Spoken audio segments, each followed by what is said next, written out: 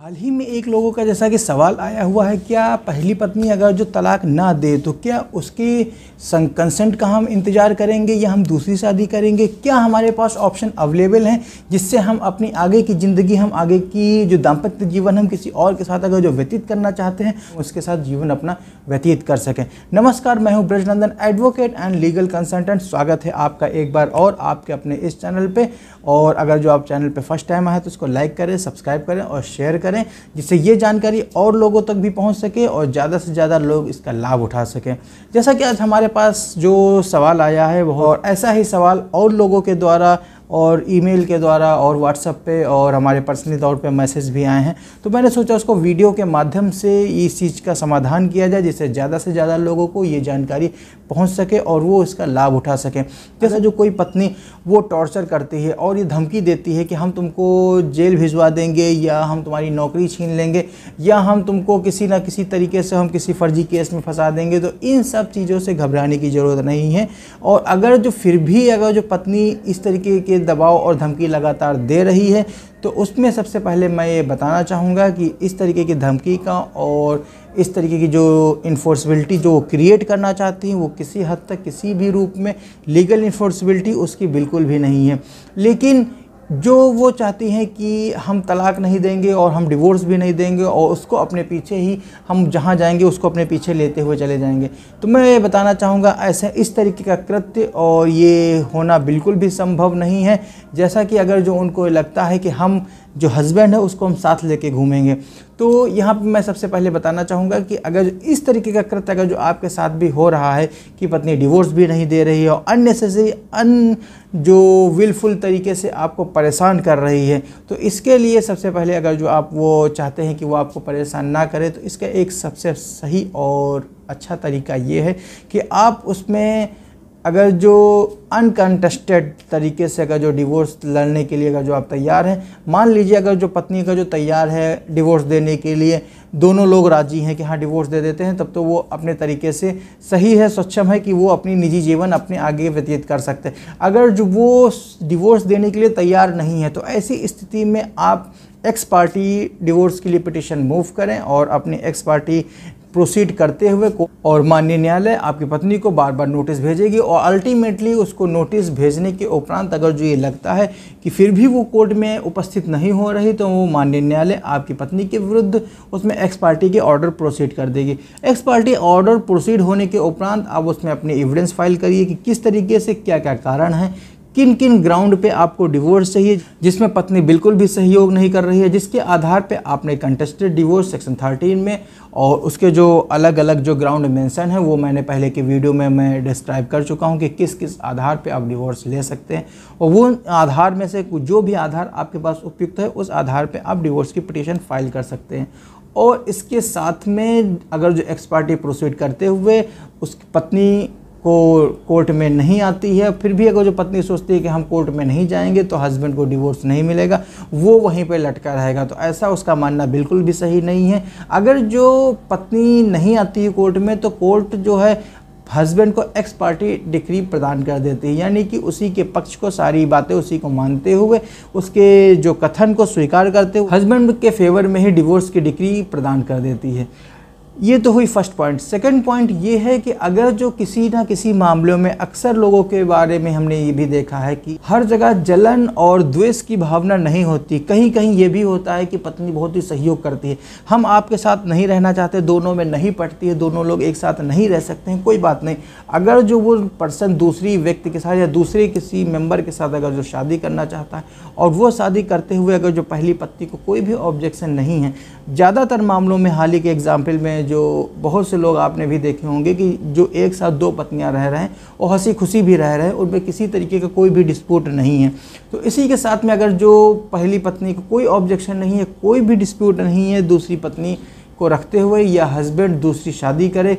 और इसके साथ में एक चीज़ और इसका एक ड्रॉबैक ये है और अपवाद के साथ में कि अगर जो पहली पत्नी जीवित है और उसने डिवोर्स नहीं दिया है, हालांकि उसकी कंसेंट है वो अलग बात है, लेकिन अगर जो उसने डिवोर्स की डिक्री नहीं पारित हुई है और उसने कंसेंट दे रखी है, आप उस पर शादी कर लीजिए, कोई डिस्प्यूट नहीं है, बाइगामी का चार्ज भी नहीं लगेगा, बाइगामी का कोई मुकदमा नहीं चलेगा। लेकिन जो सेकंड वाइफ है उसको लीगली वेडेड वाइफ का दर्जा नहीं मिल पाएगा, ये इसका ड्रॉबैक है। और इसी के साथ में ये हो तो हुआ सेकंड पॉइंट। अब बात करते हैं कि इसके थर्ड पॉइंट पे। थर्ड पॉइंट ये है, बहुत ही इंपॉर्टेंट पॉइंट है। जैसा कि हमारे अभी जो नए लॉ बने हुए हैं उसमें साक्ष्य अधिनियम भी है, और साक्ष्य अधिनियम की धारा 111 के अंतर्गत आप उसको देख सकते हैं, बिल्कुल एक्सप्लेन किया हुआ है कि कोई भी पत्नी अगर जो 7 साल तक दिखाई भी नहीं देती है और कहीं सुनाई भी नहीं देती कि हाँ वो जीवित है, या वो सच एंड सच प्लेस पे रह रही है, या उसका residence of place such place पे है, तो इसी के साथ में अगर जो वो कोई भी किसी तरीके का अगर जो दावा नहीं करती है, कोई तरीके से कोई क्लेम भी नहीं करती,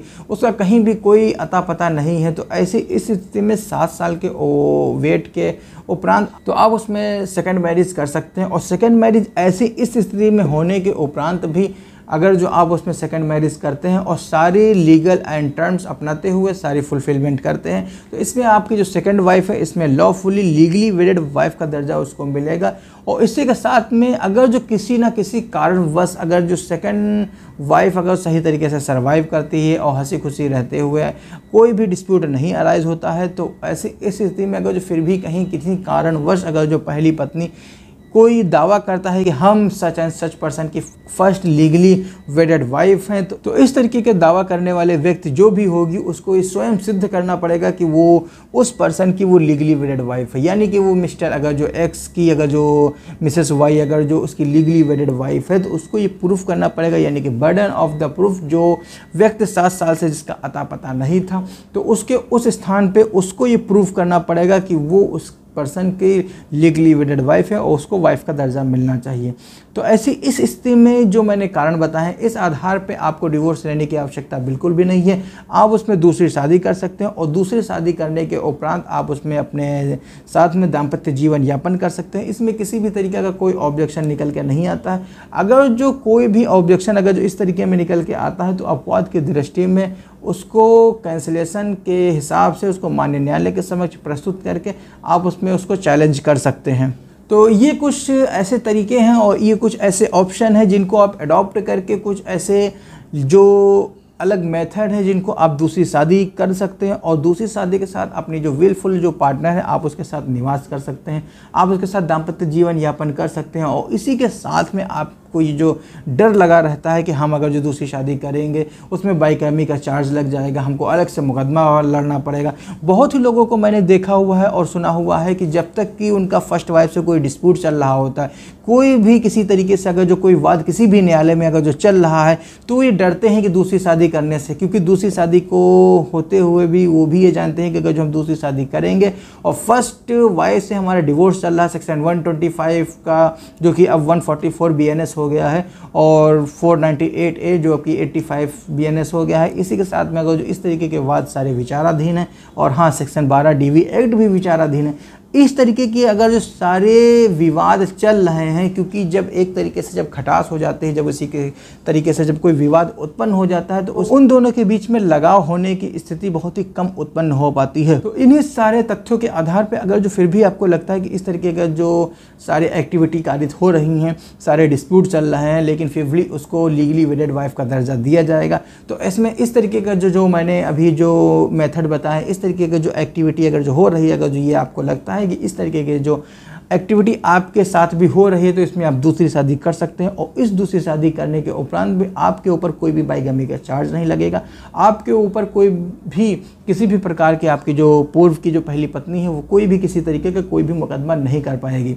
आज का वीडियो इतना ही है, यहीं तक है। मिलते हैं किसी और एक वीडियो में एक नए विषय पर चर्चा करने के लिए। और अगर जो आपने वीडियो अंत तक देखा है, लास्ट तक देखा है, तो उसको सब्सक्राइब अवश्य कर लें और साथ में लाइक करें और कमेंट में जय हिंद अवश्य लिखें और दूसरों लोगों तक ऐसी ही जानकारी शेयर करें जिससे और लोगों को ज़्यादा से ज़्यादा लोग इसका लाभ उठा सकें। और हाँ, अगर जो आपकी भी कोई क्वेरी है, कोई आप हमसे आप निजी विषय पे अगर जो हमसे आप जानकारी लेना चाहते हैं, तो संपर्क करने का माध्यम स्क्रीन पे है, आप फॉलो करके आप हमसे डायरेक्टली बात कर सकते हैं। और मेरा यह प्रयास रहेगा आपके सारे प्रश्नों का मैं सही तरीके से उत्तर देकर आपको मैं संतुष्ट कर सकूं। और आज का वीडियो यहीं तक है, इतना ही है, और मिलते हैं किसी और एक वीडियो में एक नई जानकारी के साथ, एक नए विषय पर चर्चा करने के लिए। तब तक के लिए हंसते रहिए, मुस्कुराते रहिए और वीडियो अंत तक देखने के लिए प्रेम पूर्वक धन्यवाद। जय हिंद।